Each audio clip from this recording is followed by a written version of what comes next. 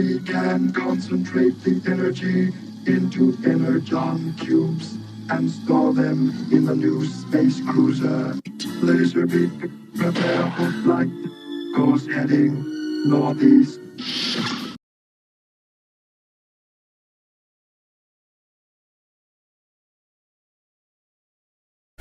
John here, guys, and today we're talking about my new favorite prop, the HQ 5x4.5 by 3 v1s in light blue.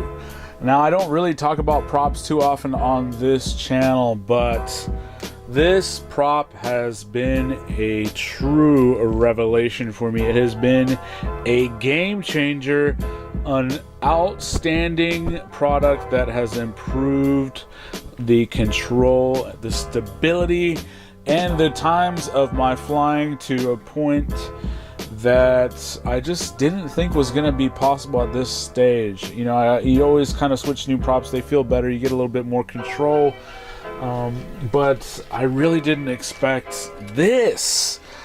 Now, what I had been using for the longest time was the very high-pitched 4.8 v1s, the old batch, the cheapies. Yes, the cheapies, but they fly great. Sure, they're not as durable as some of the other HQs like the 4.3, but what did that matter, because they felt so good, and until you crashed them, they were just spectacular. But the significant thing about those was that they were so cheap, you could afford to have a couple of sets for the price of any other HQ prop. But these things are taking my flying to another level. The control, the stability, and most importantly, that light blue color adds the durability factor.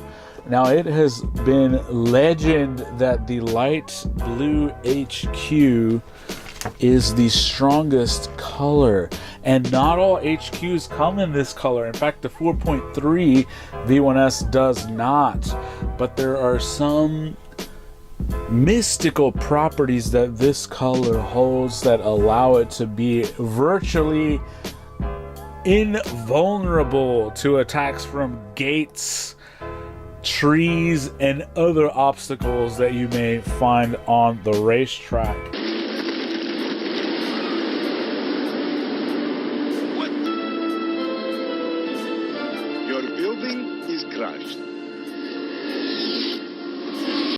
Now, here is another quad that I flew Friday night, and I'll show you some footage of that spectacular night track set up by the West Houston guys in town. Now, Scott Easy Money Sniper was the one who turned me onto these props, and he had been extolling the virtues of this, you know, color. What type of sorcery does HQ put into this color to make them so much more resilient than any of the other colors? That I cannot say, but I can tell you it is true. I would put the durability of these 4.8s, the turquoise color, about equal to, say, a Cyclone 5045 or 5046, maybe slightly less than that, but comparable. So still pretty durable, but after you take a few hard hits, there's just not much bending back, and you kind of have to change props. Also, a lot of times if you landed the right way, you would end up bending a prop, preventing you from bringing yourself back to life with turtle mode. These, I find, can take much more of a beating before they become bent to the point where turtle mode is no longer an option. So that keeps you in the air longer. I also note that even with some minor chips, because of the rigidity of these, you just don't feel it. You can fly them for much longer. And I actually saw Scott at one of the qualifiers where he said he'd been flying the same set of props for 2 weeks. 2 weeks! Onto the planet. 2 weeks. Excuse me? 2 weeks. 2 weeks.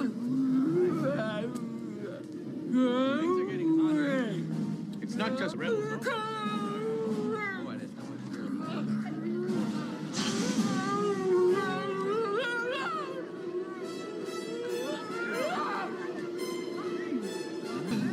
Wait. That's Quaid.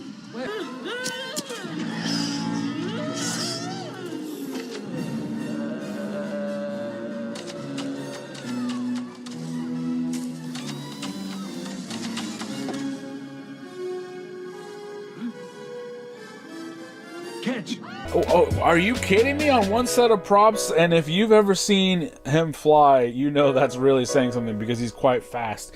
So, what does this mean? I bought 15 sets of these. I flew the first set and I immediately doubled down and bought 35 more. Because I just don't want to have to run out of stock of these. And I really like that middle ground pitch. You know, I feel that you could run a lower size motor like the 2206 Send It motors I have on this one, or a higher pitch motor, the 2207 Hyperlights right there, and you'll be just fine either way. So I really love that middle ground to where you can go up or down in size and motor, and it's really a prop that can travel with you as your motor selection is getting nailed down, because we're all in one state or another of trying out different motors in the 6S size. We're all trying to find that perfect balance. People are going up and down and middle ground sizes left and right more than you have ever seen in the past few years, because people are trying to negotiate the pros and cons of that 6S 25 point whatever voltage, and figuring out, do I need super powerful motors or do I go super lightweight that can allow me that full throttle push for a full 2.5 minutes?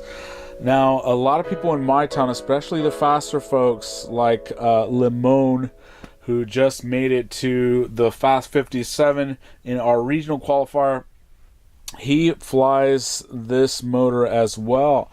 And that's because on a 2207, he just can't keep it in the air long enough. So I'm going to try these, see what the fuss is about, see if I like them more. I'm also going to be trying the 2205s as a part of Motor Combat. It's still coming, guys, but they haven't cut the field where I normally do these benchmark flights, and it has been raining like a storm in Texas. In fact, sadly, I had to bow out of my regional final, even though I qualified. I had my rooms booked, my ticket purchased, but there was just massive rains all throughout Dallas the day leading up to the race. And the race was supposed to be all day Saturday and half day Sunday. And on Friday, when I was supposed to be leaving, it was pretty much 90 to 100% chance of rain throughout almost the entire day. So I had to make a judgment call. Did I want to go and risk paying a couple nights hotel for a race that may not happen?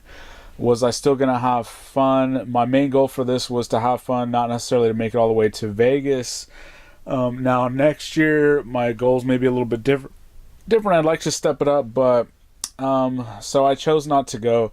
Sure enough, there wasn't a lot of updates, but they were not able to fly at all on Saturday. But they did get the event done on Sunday. So congrats to Captain Vanover, McGap, Justin Skinner, and then fourth place came in Lamone. We also had some other Houston people that are going to be going.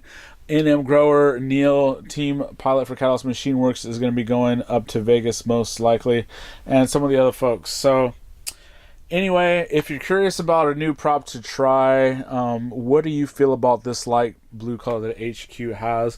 What makes it so strong? I don't know. If anybody knows, please tell us in the comments. Now, there have been some prop pricing wars going on recently. Race Day Quads and Heli Nation have been trading blows, and if you act on the right day, you can get sets of HQ props at such incredible prices that's why I was able to order such a large order. So those two guys are going back and forth. We'll see if Get FPV and Pyroflip and some of the other shops get in on this too. We want to be able to drive the prices down even further, but we are seeing sub $250 a set prices on HQs, which is quite rare. In fact, in some instances, I've seen them go down as low as about $235, $238 per set. So buy them while you can, buy them in bulk. If you know you're going to love it, then go ahead and do it. Get your hands on a set to try it out, and then double down if you find out this is going to be the prop for you. So thanks, guys. Talk to you next time.